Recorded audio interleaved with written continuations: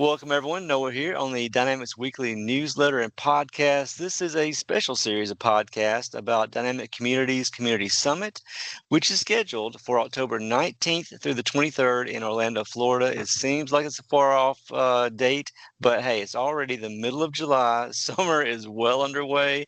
It'll be gone in no time, and then it'll be time for Summit. So if you get a chance, if you haven't registered already, if you're thinking about going to Summit, go to SummitNA.com. Check out their list of sessions they're offering on all the different products that Microsoft has rolled out for the Dynamics field. There's a ton of different products. There's going to be a lot of sessions covering these products, a lot of different presenters coming in from all over the, really globally coming in to present on different topics here. So a lot of education coming into this conference. And also on that same website, keep in mind, you can register for the summit sessions, which are during the week. There's also academy classes. So if you want to attend a specific class, which may be an all-day classroom environment, that is on that same website, but it's a separate registration. And those classes are the week before Summit, the weekend before Summit, and I think there's a few even after Summit. So check those out on the Academy section on that website. We'll be talking with Academy class and session presenters leading all the way up to the conference. And today, on our 36th interview, we have Candyce Edelen with us. Candyce, say that last name right?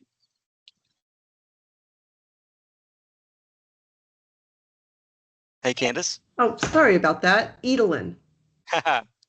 Edelen, Candyce Edelen. Okay, thank you, and I'm glad you could join me today. I'm glad to be here. Thank you for inviting me. Yeah, we chatted a little bit before we started the recording. Candyce is joining us all the way from Colorado. And Candyce, you have a session coming up for Summit. You're with Propel Growth. You're the owner of Propel Growth. Yes. So have you had that for a while? Yeah, I started it in 2007. And originally, we were doing a lot of go-to-market strategy and content for companies in the financial services industry. I had come out of fintech. I'm a serial entrepreneur and had co-founded two financial technology companies prior to that. So we did that for quite a while. And then about 10 years in, I was at that point about 20 years into working in the financial technology space and electronic securities trading, and decided that I was just kind of wanting a change. And so we did a pivot into a different industry that ended up leading us to the Microsoft ecosystem. So we've been working in the Microsoft ecosystem since 2018, and just having a blast working with partners and ISVs with marketing. And we've done a lot of work in the last 5 years in training people how to use LinkedIn to market and attract an audience. LinkedIn is a great topic that I'm working with a lot more lately. I started an account with LinkedIn way back when it first came out, over a decade ago, and never really did much with it until this year. I've dove back into it and really started using it a lot more. It's even really kind of replacing my email, which has been a staple for my career for like 30 years. Interesting. Now, LinkedIn messaging has taken its place. I love it. That's how we got acquainted too. Yeah. So it is a great thing that I'm really building on this year, and we'll continue that. Your Propel Growth, it's you're working with the Dynamics community and Microsoft. Is it more than just the Dynamics community though? We work with companies in a few different spaces, specifically in the kind of tech and consulting world. So it's very similar, but Microsoft partners make up about 65% of our business. That is a good piece of the pie there. Yeah, it's a great community. We've had the good fortune of getting included in the community and just feeling part of it. I know so many people now in the ecosystem, and everybody's just awesome. So it's really fun to work with Dynamics partners. I agree. Speaking of our summit specifically, I've been going to summits since they started doing those, Wow. and I've really enjoyed the camaraderie Yeah. the education pieces of it, all the networking. There's tons of people I've known throughout the years, so it's a good group of people. I'm glad to be part of it. Yeah, it's just a phenomenal group. Yeah, you've been in the space for a long time. Weren't you a certified instructor for Microsoft all the way back in 2001? So I started back in 2001 with Great Plains, and like the Okay. week after I started with Great Plains, Microsoft bought Great Plains, so then I rolled right into the Microsoft family. Wow, what timing. Yeah, it's been quite the journey. Yeah, it was very fortunate there. For a small town boy from Alabama, I felt pretty good about it. So That's awesome. it's just gone on from there. So yeah, I was with Microsoft until 2009, and then I started my company back in that same year, and been doing that ever since. Wow, that's it's amazing. You've stayed in that specific, like delivering very specific solutions, so you really get the level of experience that is so valuable for clients. Yep. And have you? I guess you've been to a lot of summits before. Let's see. I think this will be my fourth or fifth. Fourth, okay, Yeah. nice. They have some great cities they go to. I think this is the third time that they've had Summit in Orlando. Nice and close for you, right? It is. So Pensacola is about a 7 or 8 hour drive. I'll probably drive down there for that one. Okay. Okay. So like Pensacola is way on the far northwest corner, panhandle of Florida, and Orlando's down in the central part. I should pay more attention to my geography. No, no worries. But I will definitely look for you down there. Yeah, definitely. I look forward to meeting you in person. I'm surprised we haven't met before. We probably have. You have a session on that Wednesday, October 22nd. Yes. It's an afternoon session from 3 o'clock till 4 o'clock, and the title of it is Social Doesn't Have to Suck. How trusted experts win on LinkedIn. It's a great topic. I am definitely going to sit in on that one. Awesome. Yeah, it's I think so many partners get frustrated with LinkedIn, but mostly it's just because they don't really understand how it works and how the community on LinkedIn works, how people prefer to use it. And so we'll Mhm. be talking about that and how to do some tricks on LinkedIn that help build visibility, even if you haven't gotten a huge audience, how to borrow other people's audiences with a commenting Mhm. strategy, and then how to engage with people on LinkedIn without being salesy or without doing what I lovingly call pitch slapping. Yeah. Awesome. And So yeah, you're presenting this one solo? Yep, no co-presenters. correct. Yeah. Yeah, it's pretty Is this fast a paced. I take you through kind of three specific things. My goal when I speak is to make sure that everybody has takeaways that they can go put into place immediately. And so Mhm. everybody will walk away with tips on exactly how to use a commenting strategy to build audience, how to send a message on LinkedIn without pitch slapping that starts conversations with ideal clients or partners, and how to use AI to turn conversations you're already having with customers into content and a repeatable content system that you can use for posting. Mhm. And when you are, is it a new session that you've come up with, or have you presented this session before for Summit? This is new. We've done Okay. different iterations of some content. So I spoke last year at the partner marketing event, and my partner Phil and I introduced some of the new ways that we're leveraging existing customer conversations to create really customer centric content, and kind of like unveiled it. And over the past year, we've been doing more and more with using AI to mine transcripts of customer calls. And so we've got a lot more evidence and can talk through kind of more about what works and what doesn't work in this methodology. So it's kind of like a continuation of what we unveiled at the partner event last year. Okay. Yeah, well, I missed the partner event last year, so I'm glad that you have this session here coming up in October. So I don't know if I can express enough how much I'm looking forward to it. And you're speaking too, you're doing the academy before Summit starts, right? I do. So, yeah. So my company, we've for long, forever and ever specialized in financial reporting and budgeting, the Microsoft and our products. So we have two classes, the one on Saturday and one on Sunday for management reporter for financial reporting and F&O's financial reporting piece. So we have Oh, both of those cool. on Saturday and Sunday. And I don't think I'm listed on sessions during Summit, but I've already had some talks about being on some panels for that. Oh, awesome. Keep me informed on what Yep. you're going to be on. I'll be down there the whole week. I'll go down or drive down Friday and leave out on Thursday. So I'll be the whole time. Awesome. Looking forward to that trip, sitting in a lot of sessions, trying to meet a lot of the people that I have done these podcasts with because I just started this podcast idea this year.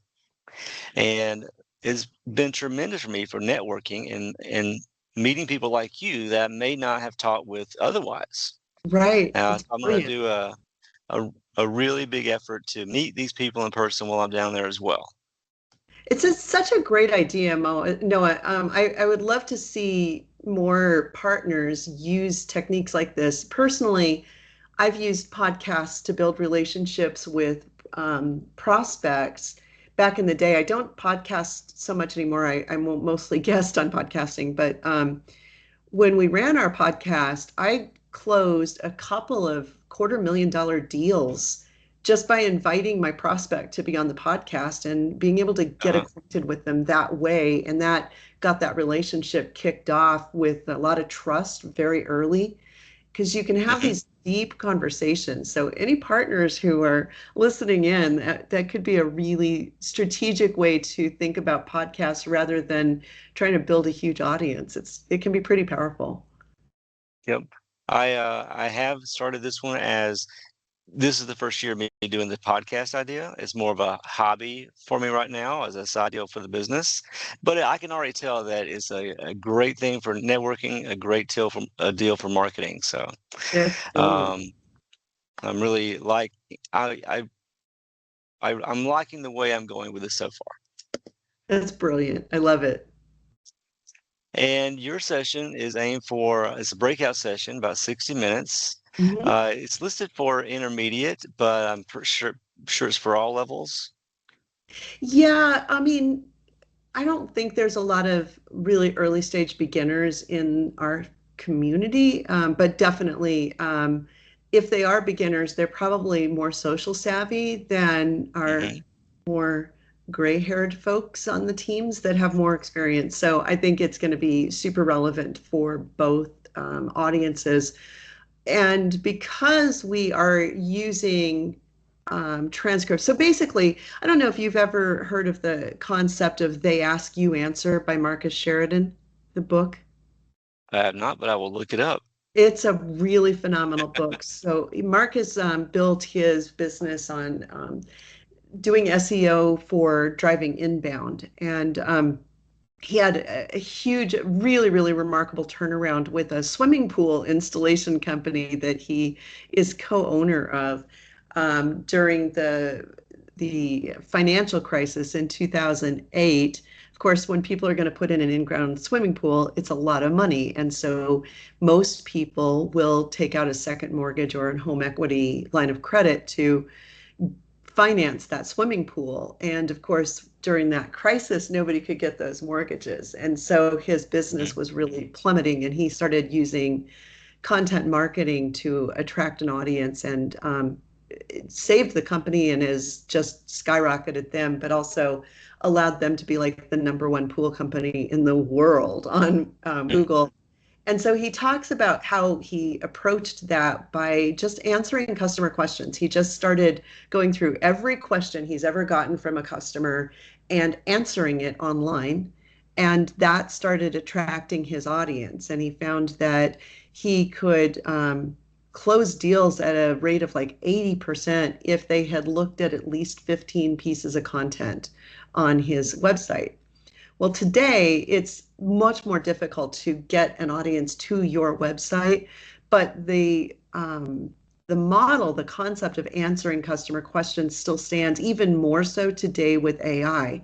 And so we're talking about how to use the questions that customers are asking in calls with them to turn that into content. And we specifically are going to be talking about turning it into LinkedIn content, but it's also super powerful for using the same topics, the same transcripts to source content for the blog and even for the ERP software blog. Because if you can put it in 3 different places, you're 3 times more likely to get found by the customer. So we'll be talking about some of that and leveraging the conversations you're already having because you're already getting those questions and you're already answering them every single week. So let's leverage that content.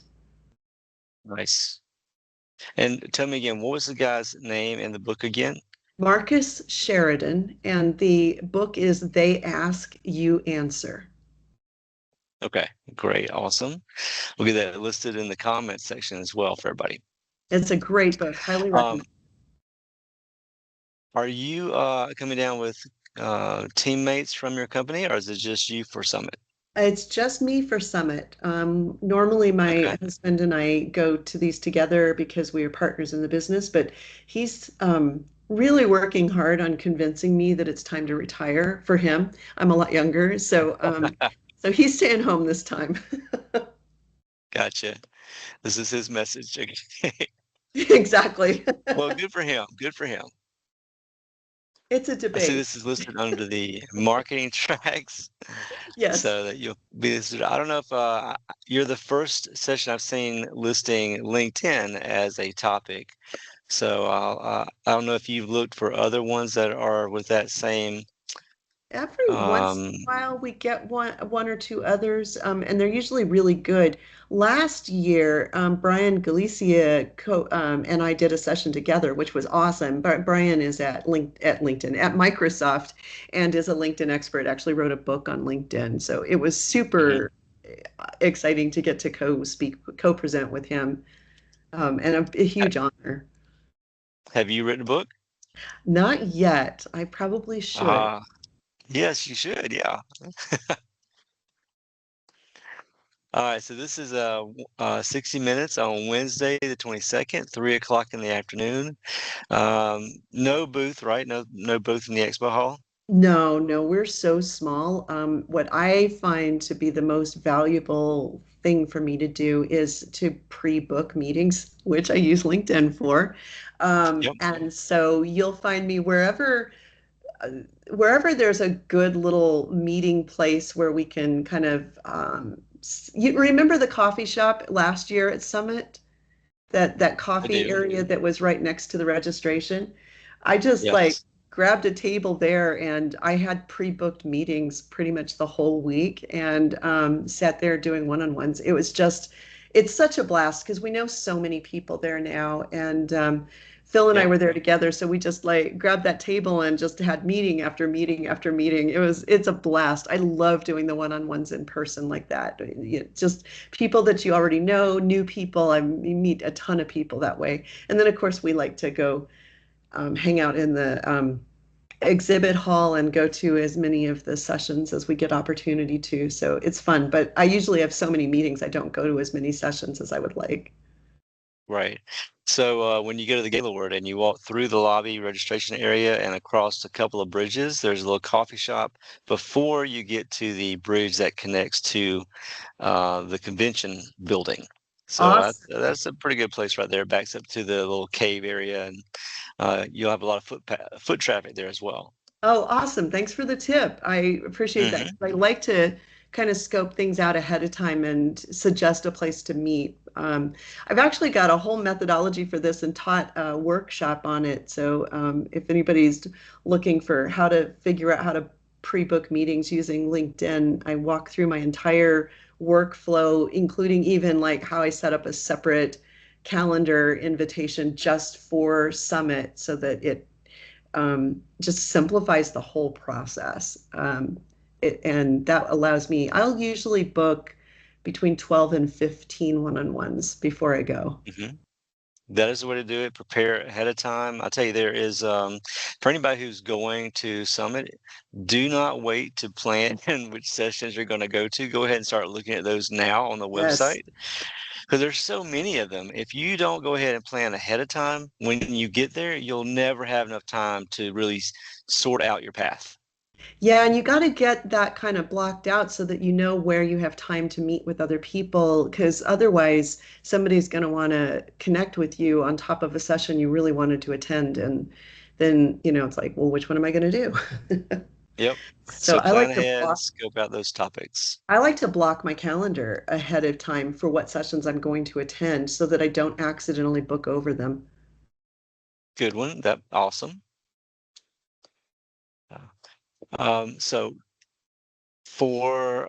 and if you haven't been to that resort area, it's a great complex. I mean, it's plenty of room, plenty of things. If you're coming down with family, bring the kids. They've got stuff to keep them busy all day. You've got even wildlife with the gators in there. So pretty close to your coffee shop where I just mentioned earlier, there's a gator section. So but they're well fenced off. I'll stay within my restricted area. I assume that we are not going to try to feed the alligators. That was a joke. So, Candace, do you set up so you start scheduling your appointments for Summit before you get there? Do Mhm. you and you set up a calendar invite and everything for that ahead of time? Um, do Yep, you? what I do is I'll reach out to people that I'd like to meet on LinkedIn and ask them if Mhm, they're going to Summit. And if they are, then I ask them if they'd be interested in getting acquainted.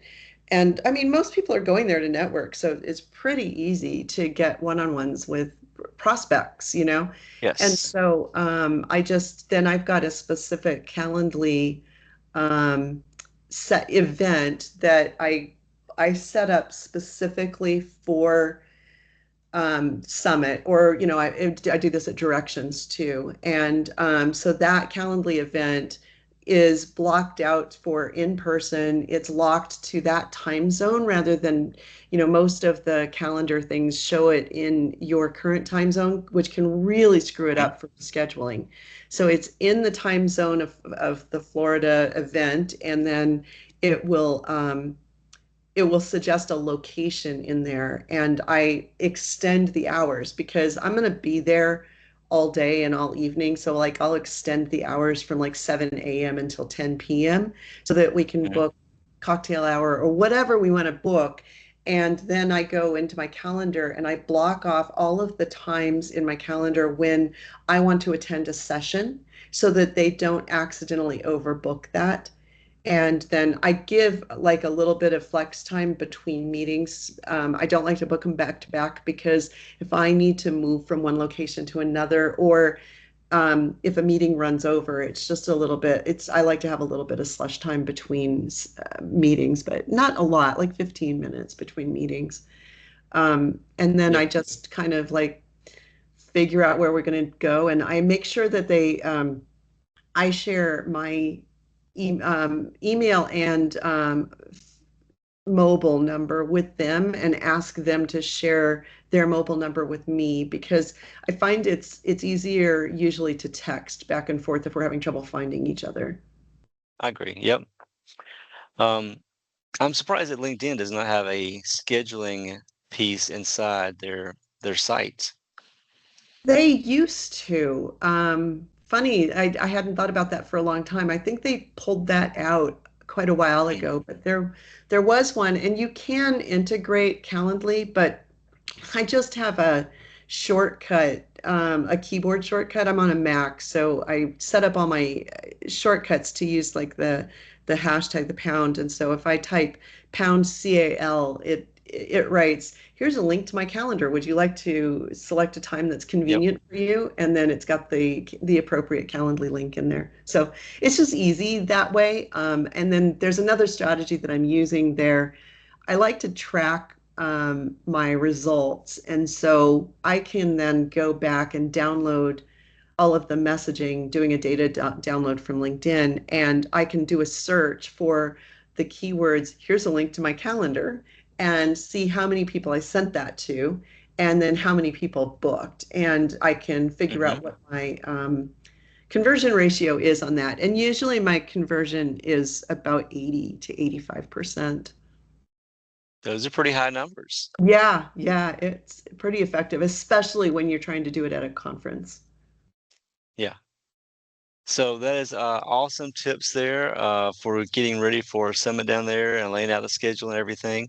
So a lot of great information just on this call here. I can't wait to actually meet you and to talk to you more about LinkedIn options and social media.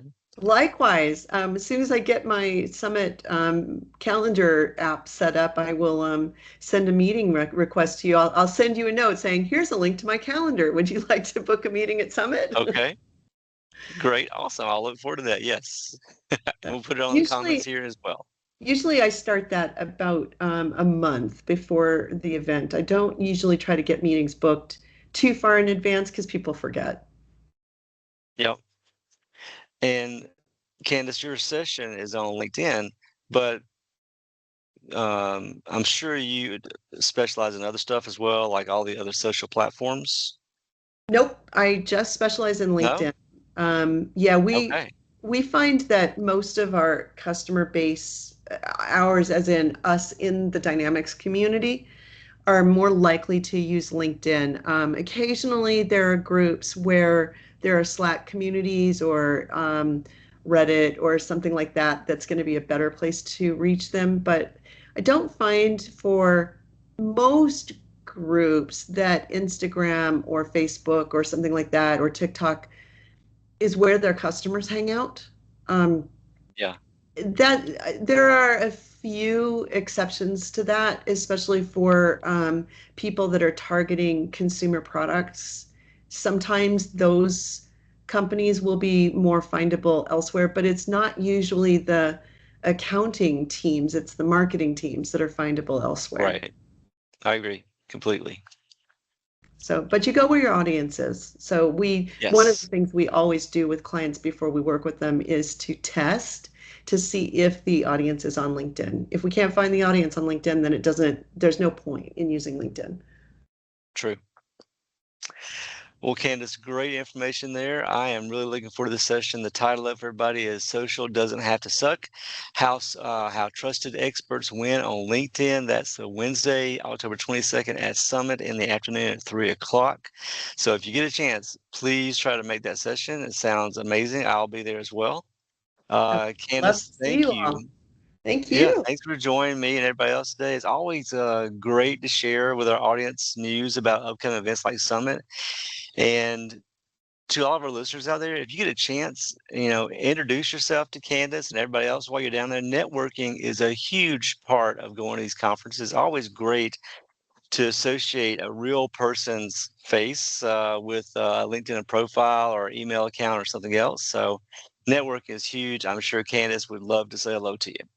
Yeah, send me a connection request on LinkedIn. Candice Edelen is how to find me. I'm the only one on there, I think. So, um, but yeah, please reach out. I would love to chat with you. Okay. Thank you, Candace, so much. You have a great summer, and we will all look forward to sitting in your session in October. Likewise, thanks for having me.